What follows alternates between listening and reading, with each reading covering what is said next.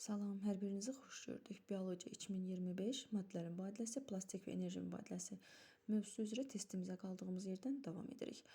99-cu testə baxaq. Enerji mübadiləsinin oksigenli mərhələsində mitoxondrinin daxili membranı, yəni daxili membran hansı işi görürsə onu tapmalıyıq. Bilirsiniz ki, membran nədən yana idi? Membran potensiallar fərqini yaratmaq üçündür. Ona görə də burada elə düzgün cavabımız əks yüklənən hissədişləri ayırmaqla potensiallar fərqi yaradır olacaqdır. 100-cü testə baxaq deyir, evkariot orqanizmlərdə nəqliyyat erintisinin kod tripleti ola bilməz. Deməli, biz bilirik ki, kod tripleti hansıları idi? Kod tripleti DNT-də deməli ATT, ATS və AST idi. Bunun qarşılığı isə məlumat erintisində nə idi? Məlumat erintisində isə UAA, UAG, UGA. Bundan nəqliyyat erintisi alsaq, bunun qarşılığında yazsam, nə yazmalıyam bura? A, U, sonra olmalıdır A, U, S, bir də ki A, S, U, ASU. Deməli, nəqliyyat erintisi də qarşılığında bu olmalıdır. Normalda bunların heç bir amin turşuya uyğun gəlmir deyən heç nəqliyyat erintisi olmur. Sadəcə olaraq bizdən istədiyinə görə nəqliyyat erintisinin deyir kod tripleti ola bilməz. Ona görə də biz hansılar ki amin turşu kodlaşdırmır onları yazırıq. Onların qarşılığında nəqliyyat erintisi nə olmalıdır? Əgər olsa onu qeyd edirik və cavabı uyğun şəkildə tapırıq ki, demək bunların nəqliyyat erintisi olmayacaq. İndi baxaq, biz tapdığımız A, U, A, U, S, A, S, U'dur. İndi baxaq, buna uyğun görürsünüz. A variantı uyğun gəldi. Yəni tapdığımıza uyğun oldu A variantı. 101-ə baxaq.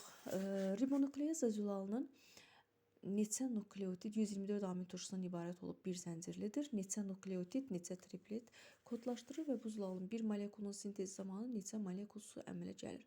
Biz bilirik ki, bir amin turşu bir triplet deməkdir. Bir triplet isə 3 nukleotid deməkdir. İndi bizə deyir ki, 124 amin turşusundan ibarətdirsə neçə nukleotiddən ibarət olar? Deməli, baxın, bir amin turşu bir tripletdir, bir triplet 3 nukleotiddir. Deməli, bir amin turşu, deyə bilərəm də, bir amin turşu 3 nukleotidə bərabərdir. Bizdə neçə amin turşu veriblər? Bəs 124 yazıram. Bəs 124 amin turşu neçə nukleotid olar? X bərabərdir buradan 372 nukleotidə. Bu birinci cavabımız. Sonra nə deyir? Deyir, neçə triplet olar? Baxın, bir amin turşu bir triplet deməkdir. Bizdə də 124 dənə amin turşu var. 124 dənə amin turşu neçə triplet olar? X-dir. X də bərabərdir elə 124-ə. Bu da bizim oldu ikinci cavabımız. Üçüncüdə nə deyir bəs? Deyir, bu zülalın bir molekulunun sintezi zamanı neçə molekul su əmələ gələr? Zülal molekulu zamanı ayrılan, yəni zülal yaranarkən ayrılan su miqdarın en çarpı bir düsturu ilə tapırıq. En burada amin turşuların sayıdır. Bizdə də amin turşunu neçə vermişdi? 124. Ondan da birini çıxanda geriyə qalır 123. Demək, ardıcılığımız belə oldu. 372, 124, 123. Baxaq. 372, 124, bir də 123. Deməli, C variantı uyğun gəldi, C variantı. 102-yə baxaq. Zülalın sintezi zamanı DNT-nin SAT, GGS, TAT tərkibli fraqmentinə, gen sahəsinə, yəni uyğun olan hansı kod tripleti nəqliyyat erintisi amin turşusu nəqliyyat erintiləri amin turşusunu daşımalıdır. Baxaq, demək DNT-nin bir dənə fraqment, demək ümumiyyətlə də bir zənciri verilib, belə deyək, yazaq bura. DNT-nin bir zənciri, deməli, nəyi göstərib? SAT, GGS və TAT. Deyir ki, tərkibli fraqmentinə uyğun olan hansı kod tripleti nəqliyyat erintilərinin amin turşusuna uyğun gəlir. Baxaq burada, deməli, bu DNT-nin ikinci zənciridir. Bundan almalıyam məlumat erintisi. M erintini alaq, M erintini yazaq. M erinti necə olacaq? Satın qarşısında nə durar? Baxın, buradan yazırıq. Aha. Guanin, urasil adenin, burada durar S, S, G, burada isə duracaq U, deməli, timinin qarşısında adenin, daha doğrusu adeninin qarşısında urasil, timinin qarşısında isə yenə də adeninin duracaq. Demək, burada məlumat elintisi aldıq. İndi bizə nəqliyyat elintisi deyir. Ona görə də yazıram nəqliyyat elintisi. Onda nəqliyyat elintisinin qarşısında nə duracaq? S, A, U. ADN-nin qarşısında timin durmalıdır, amma biz bilirik ki, RNT-də timin yoxdur. Ona görə də Uracil ilə əvəz elədik. İkincidə G, G, S. Üçüncüdə isə, baxaq bunun qarşısında, ADN-nin qarşısında normalda timin durmalıdır. Amma indi timin burada RNT-də olmadığına görə biz yazırıq U, A, U. Deməli, fikir verirsinizsə əgər DNT-nin ikinci zəncirində olan nukleotidlərlə nəqliyyat erintisində olan nukleotidlər bir-birinə oxşadı. Sadəcə olaraq fərqli xüsusiyyət nə oldu? Deməli, DNT-də timinlər var idi. Nəqliyyat erintisində həminki timinləri əvəz elədi Uracil. İndi baxaq buna uyğun cavabımız hansı olar? Deyir ki, deməli, uyğun hansı kod tripleti nəqliyyat erintisi amin turşusunu daşımalıdır. Baxaq, biz nəqliyyat erintisi amin turşusunu daşılan SAU, GGS, bir də UAU. Baxaq, görək buna uyğun gələn nə oldu? Dedik ki, SAU, GGS, bir də UAU. Bu da deməli uyğun gəldi Y variantına. 103-ə baxaq. DNT-nin triplet ardıcılığı belədir. SAT, GGT, TTT və AGS.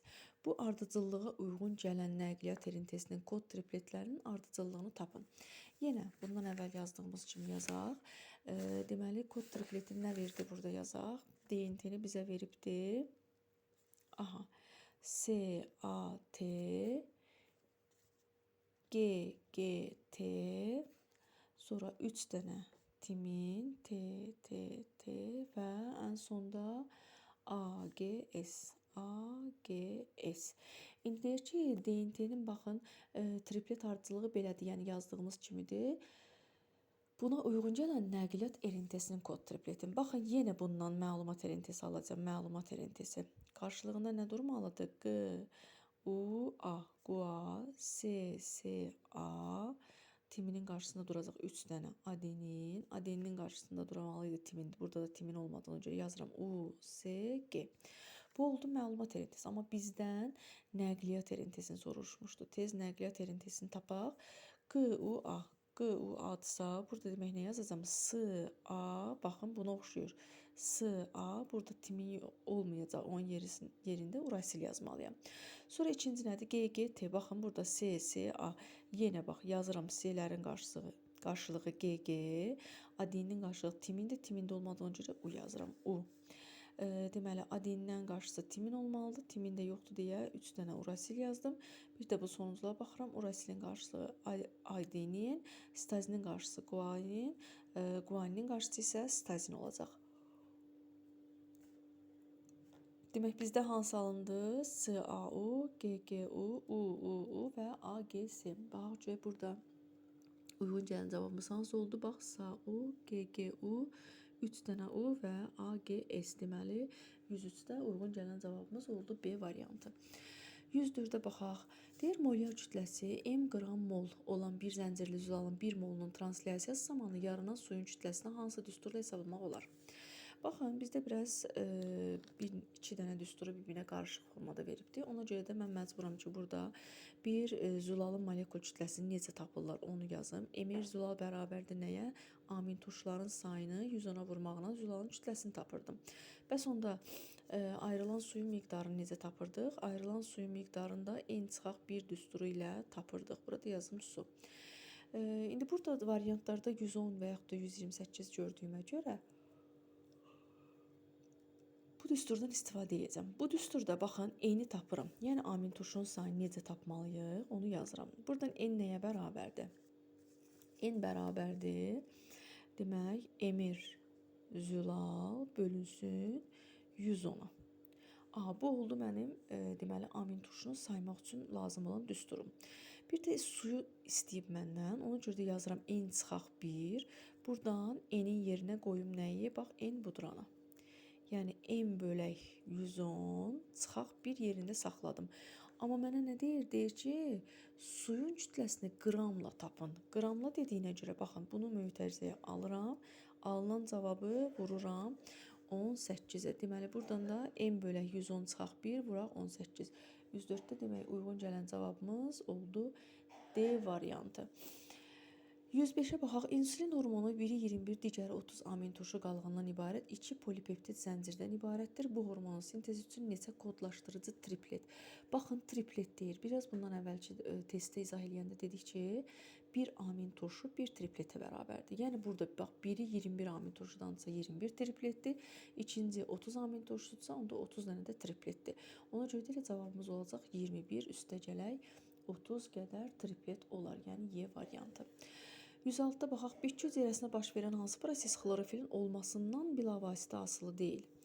Günəşin udulması, bilirik ki, günəş fotosintez zamanı udulur. ATF-nin baxın, qranlarda sintezi, qran xloroplasta aiddir. Demək, bu da uyğun gələn cavabdır.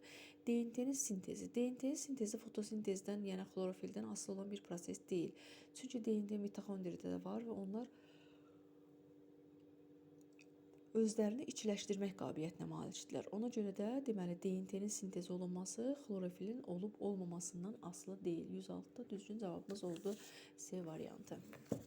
107 ilə davam eləyək. Bitki hüceyrəsinə baş verən hansı proses bilavasitə xlorofilin olmasından asılıdır? Xlorofil deyilsə, deməli, fotosintezlə bağlı nə isə tapmalıyam. Burada baxıram ki, baxın, ən uyğun gələni, deməli, ATF-nin qranlarda sintezi. Çünki qranlarda başlayır ATF sintezlənməyə enerji yarananda. Ondan sonra da fotosintez prosesi baş verirdi. Deməli, 107-də düzgün cavabımız oldu B variantı. 108-ə baxaq. DNT-nin birinci zəncirində nukleotidlərin ardıcıllığı belədir.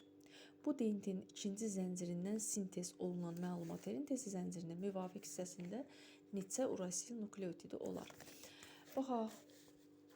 Deməli, birincini mənə veribdir necə? Yazaq DNT-nin bir zəncirini. Bax, DNT-nin bu olsun birinci zənciri. DNT-dir. Nə veribdir mənə? Yazıbdır buradan ki, SGG, TAC, bir də SA. Buradan ikinci bax, ikinci zəncir yığmalıyam. Çünki bir zəncirdir bu.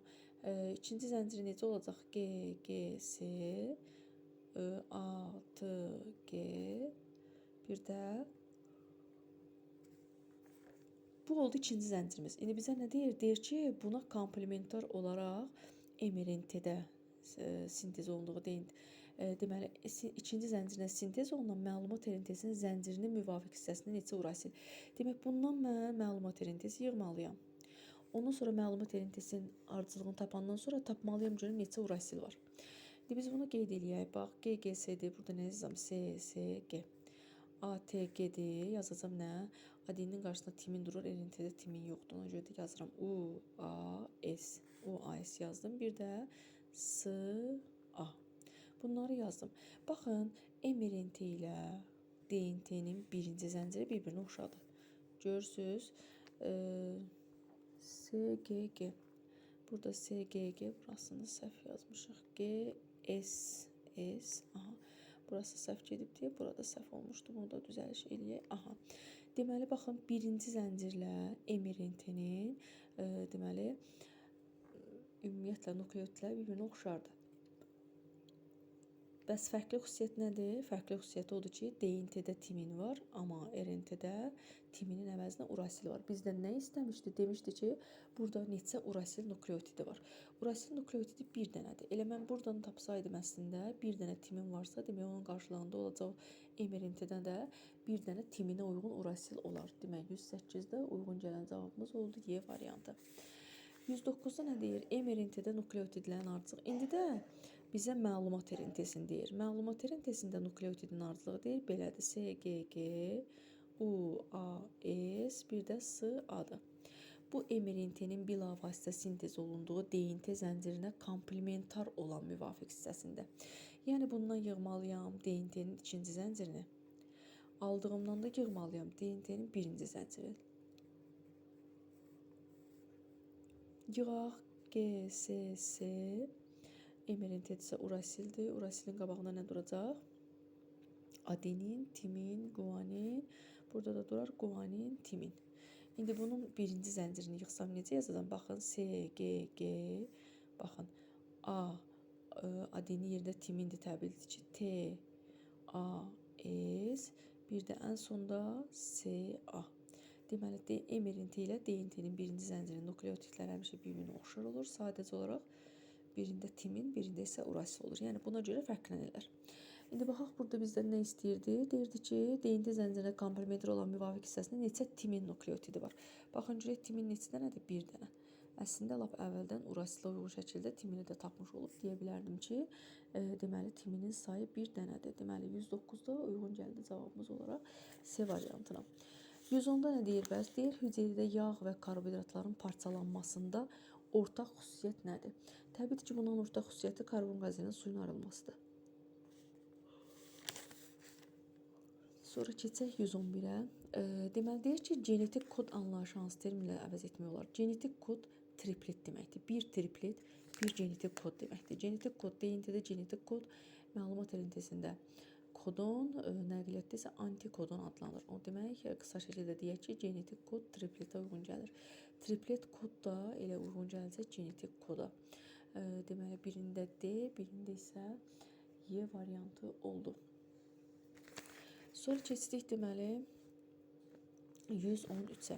Deyir ki, hansı tripletin bir nukleotidi urasil nukleotidi ilə əvəz olunursa, bu triplet evkaryot orqanizmlərdə amin turşuları kodlaşdırmaq funksiyası itirə bilər. Baxın, amin turşu kodlaşdırmayanlar hansıları idi? Deməli, U, A, A, bir də U, G, A idi. İndi deyir ki, bunlardan hansının bu variantlardan, yəni bunlar yadınızda əzbər qalsın, bunlar stop tripletləridir. Burada da deyir ki, hansı tripletin deyir yerini dəyişdirsək, tripletdə olan hansısa bir nukleotidin timinlə əvəz eləsək, triplet amin turşu kodlaşma funksiyasını itirə bilər. Urasillə, birinci urasili soruşur. Urasillə əvəz eləmiş olsa, kodlaşdırma funksiyasını itirəcək. Urasillə əvəz eləsəm, yəni bax bu üçündən biri alınmalıdır urasillə əvəz eləyəndə. Baxıram A variantına, yazıram U, S, S, U. U, U, S oldu, demək mənə lazım deyil. B variantına baxaq, deyir ki, S, S, G, deməli kodlaşdırma funksiyası. İndi burada tutalım hansısa birini U ilə əvəz eləsəm, S, U, G olacaq. Bu da olmalıdır. U, S, S, U, U, S. D variantında bax S, G, U. Tutalım deyirəm ki, S, U, G olmadı. G, G, U-da isə deyirəm ki, S, G, G, U. Deməli, mən durub G-yin birini U ilə əvəz eləsəm, G, U, U olar. Bu da uyğun gəlməz. Amma deməli, bizdə olan hansılar idi? Baxaq. U, A, A, U, A, G, U, G, A. Uqa. İndi burada hansısa birini deyir ki, urasillə əvəz eləyək. Urasillə əvəz eləyək. Baxın, urasillə əvəz eləyə biləcəyim hansıdır? 113-ə baxırdıq biz. U, S, S, birini əvəz eləsəm, məsələn, urasil, adenin, S olacaq. S, S, G, məsələn, S, U, G, suq deyə bir şey yoxdur, S, U, G deyə. A, A, A-da isə, bax, adenin birini urasillə əvəz edirəm. U, A, A. Görürsünüz, U, A, A-da bizdə var. Ona görə də burada demək, uyğun gələn cavabımız 113-də olacaq. Deməli, C variantı. 114-də nə deyir? Deyir ki, hansı tripletin bir nukleotidi adenin nukleotidi ilə əvəz olunursa, bu triplet evkaryot orqanizmlərdə amin turşuları kodlaşdırmaq funksiyasını itirə bilər. İndi də deyir, adeninlə əvəz eləyək. Bax, U, A, U. Belə bir şey yox idi bizdə. U, A, A. Aha, U, A, A. Baxın, yazmışdıq. U, A, A. Deməli, buradakı U-yun birini A ilə əvəz eləsəm, onda heç bir amin turşunu kodlaşdırmayacaq. Yəni, uyğun gələn oldu B variantı. Nə üçün transkripsiya zamanı əmələ gələn polinukleotiddə ribozayn sayı ortofosfat turşusu qalığının sayına bərabər olur? Deməli, nə üçün? Çünki bütün nukleotidlərin ayrı-ayrılıqda həm şəkəri var, həm də ki, fosfat turşusu var. Amma bir yerdə olanda deməli, transkripsiya əmələ gələn polinukleotiddə ribozanın sayı ortofosfat turşusunun sayına dedi ki, bir nukleotiddə, deməli, riboza bir yox, bütün nukleotidlərin hər birində ayrı-ayrılıqda riboza və ortofosfat turşusu var. Ona görə də demək, burada baxaq hansı uyğun gələcək. Deyir ki, bu polinukleotidin deməli, hər bir monomerində bir riboza və bir ortofosfat turşusu qalığı olduğu üçün. Deməli, uyğun gələn cavabımız oldu Y variantı. Bütün avtotrof orqanizmlərin qeyri-üzvü maddələrdən üzvü maddə sintez edərək yalnız günəş enerjisindən istifadə etdiyini söyləmək olarmı? Siz bilirsiniz ki, bunu söyləmək olmaz, çünki bakteriyalar var idi ki, onlar xemosintez prosesi edirdilər. Yəni qeyri-üzvü maddələrin kimyəvi, belə deyək də, rabitələr enerjisindən istifadə edirdilər. Burada da uyğun gələn cavabımız olur C variantı olmaz, çünki onların müəyyən bir qismi bu zaman qeyri-üzvü maddələrin kimyəvi rabitələr enerjisindən istifadə edirlər, yəni xemosintezi nəzərdə tutubdur. 117-yə baxaq, deyir ki, bütün avtotrof orqanizmlərin xlorofilə malik olduğunu söyləmək olarmı? Bütün avtotrof orqanizmlərin xlorofilə malik olduğunu söyləmək olarmı? Olmaz, çünki biz demişik ki, xemosintez prosesini aparan xemosintez edici bakteriyalarda xlorofil pigmenti yoxdur. Öncə də burada uyğun gələn cavabımız bax olacaq olmaz. Çünki onların müəyyən bir qismi xlorofilə malik deyirlər və qeyri-üzvü maddədən üzvü maddə sintez edirlər. Ona görə də 117-də də düzgün cavabımız oldu Y variantı. 118-ə baxaq, deyir, göstərilənlərdən hansının az olması fotosintez prosesinin həyata keçməsinə bilavasitə mane ola bilməz. Bax, işıqdır, xlorofildir, sudur, karbon qazdır. Bunların azlığı fotosintezə mane olacaq. Amma glikozanın çoxluğu, azlığı və yaxud da çoxluğu fotosintezə elə bir təsir eləmir. Çünki bitki onun özünü hazırlayıbdır, o da istədiyi vaxt ondan istifadə edəcək. Ona görə də 118-də düzgün cavabımız oldu C variantı. 119-da nə deyir? Göstərilənlərdən hansının az olması fotosintez prosesinin həyata keçməsinə bilavasitə mane olmaz. Bilavasitə yenə mane olmaz deyir. Oksigen, işıq, su, ATP sintezi, karbon qazı. Deməli, bu 4-ü var, amma bircə dənə olmayan hansıdır? Oksigendir ki, yəni oksigenin fotosintez zamanı ayrılırdı, istifadə olunmurdu. 120-yə baxaq. Eyni bir deyir amin turşu. Amin turşunun daşınmasında maksimum neçə nəqliyyat sintezi iştirak edir? Siz bilirsiniz ki, minimum 1, maksimum isə 6 dənə nəqliyyat sintezi iştirak edir. Deməli, 120-də düzgün cavabımız oldu A variantı.